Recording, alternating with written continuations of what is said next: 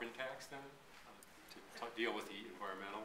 Well, there's a number of ways to address it. And while I was mayor, in my request, we filed an amicus brief in the Massachusetts case to support the authority of the EPA to regulate greenhouse gases. And we were successful in the Supreme Court. It's not the best tool. It's a blunt tool, if you will. But in the absence of a comprehensive energy policy, well, there's a concept. How about a national energy policy? It's all we have. We subsidize oil. Yeah, that's it. So you can do cap and trade. I don't think that's going anywhere in the immediate future.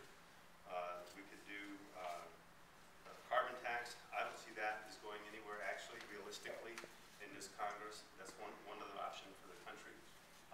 And then third option, you can regulate it, which is the one we have right now. And again, that's not a great way to do it. But there are other options too, and that's to free up local governments to do what they can. We've got tremendous authority at the local level. Albuquerque has one of the most aggressive, progressive energy codes of any city in America. I'm very proud to have worked with Ike Benton and others to make that a reality. And so the planning authority resides in local government. That's a huge contributor. And so I want to see federal policies that allow local governments and state governments to do their part.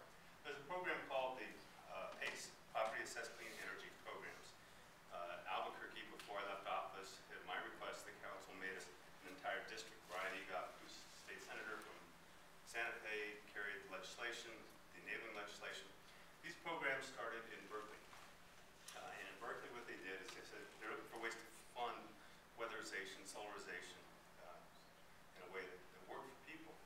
So they said, okay, we're going to make it part of the property tax assessment so that it runs with the land as opposed to other types of assessments. It's just the same as a water and storm sewer assessment, school property assessment, and it's voluntary.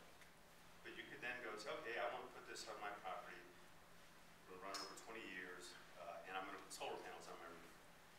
Well, it causes an increase in the property tax, but that's offset by the decrease in the energy bill. These things were so popular, they're sprouting up around the country. Albuquerque was the 5th city to actually have it. Now 22 states have legislation that allows enabling legislation. Well, guess what? Fannie Mae and Freddie Mac did through FHFA, which regulates them. We actually call it FUFA. They said, no, you can't do those because it operates as a prior lien, and that will cause Fannie Mae and Freddie Mac to be concerned about the viability of their mortgages. Couldn't point to one single default in the entire country where there was a PACE type of program in place. And here's the beauty of it. It was sprouting all around the country. It made it affordable.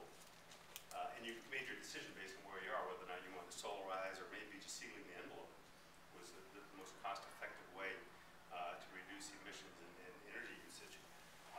It didn't cost the general fund one penny, not one penny of federal money.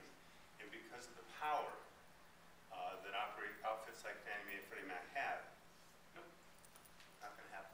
I'm going to fight for that program. Those are jobs that don't get exported.